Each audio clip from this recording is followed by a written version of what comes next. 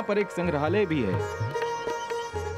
इस संग्रहालय में कुम्हार के खुदाई में जो महत्वपूर्ण अवशेष मिले उन्हें यहाँ सुरक्षित रखा गया है।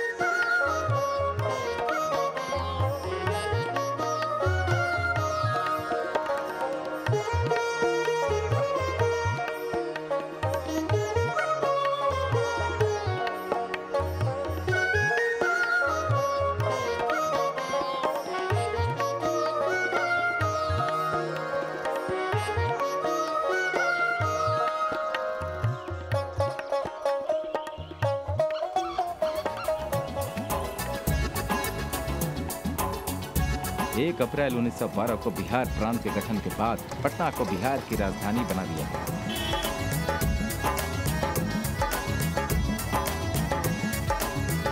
यह गांधी मैदान है।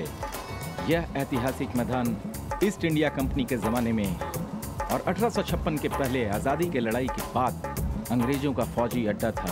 यहाँ 1856 और 57 के दिनों में अनेक स्वतंत्रता सेनानियों को फांसी पर लटकाया गया था। ये गोलघर है।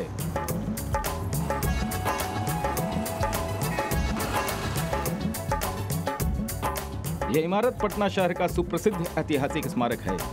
इसका निर्माण 20 जनवरी 1784 को ईस्ट इंडिया कंपनी के governor general sir Warren Hasting के प्रयासों से अभियंता गार्स्टिन के नेतृत्व में आरंभ हुआ। हाँ हेलो। हाँ कहाँ है आप? गोलघर तो पहुँच गया मैं। हाँ मैं गोलघर पे ही हूँ, बिल्कुल ऊपर। अच्छा ऊपर है? हाँ आप आ जाइए, बिल्कुल 145 सीढ़ियाँ चढ़नी है आपको। ठीक है अभी आ रहा हूँ। 101, 102, 103, 104, 105, 106, 107, 32, 133, 134, 135, 136, 137। बुरा नहीं है चढ़ना, पूरा 145 निकला, एक भी कम नहीं। अच्छा एक बात बताइए, हाँ आपको और कोई जगह नहीं मिला मिलने के लिए? इतनी ऊंचाई पर ही मिलना था आपको? नहीं, जगह तो बहुत है लेकिन इतनी ऊंची नहीं है, और जब आपकी मंजिल ऊंची हो तो आपको हमेशा ऊंचाई के बारे में सोचना चाहिए, ऊंचाई पे रहना चाहिए। इसकी क्या खासियत है? इतना ऊंचा तो आपने मुझे पहुंचा दिया। हाँ पूरा पटना मुझे दिखाई दे रहा है, तो ये है क्या? सुना तो है लेकिन डिटेल में नहीं जानता हूँ। आपने शायद पढ़ा होगा कि 1770 में ब्रिटिश फौज के खाने के लिए जो अनाज है उसको स्टोर करने के लिए ऐसा कुछ बनाने का उन्होंने निर्णय लिया था।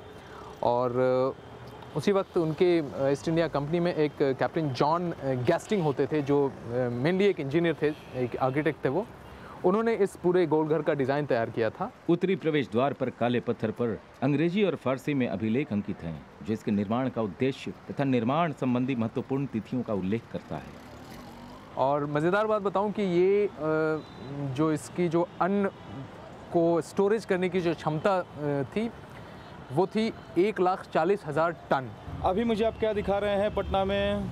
चलिए शिल, मैं आपको एक ऐसी जगह लेकर चलता हूं जो हिंदुस्तान में आपने जैसी जगह नहीं देखी होगी।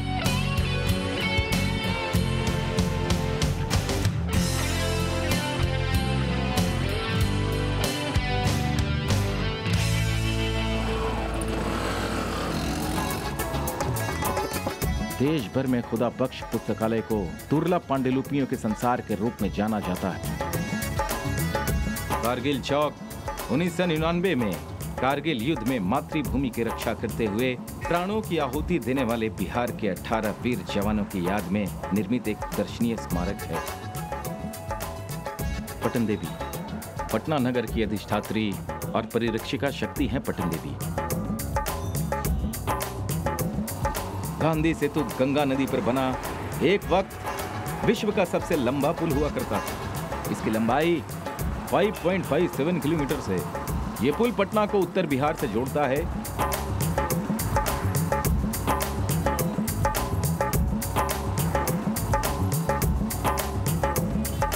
ये उसी गाय घाट पर निर्मित है जहां से भगवान बुद्ध ने गंगा पार किया था। साथ ही यहीं से वर्ष 1916 में महात्मा गांधी ने नाव द्वारा पटना से गंगा पार कर चंपारण की ओर कूच किया था। संभवतः इसी कारण इस पुल का नाम महात्मा गांधी सेतु रखा गया।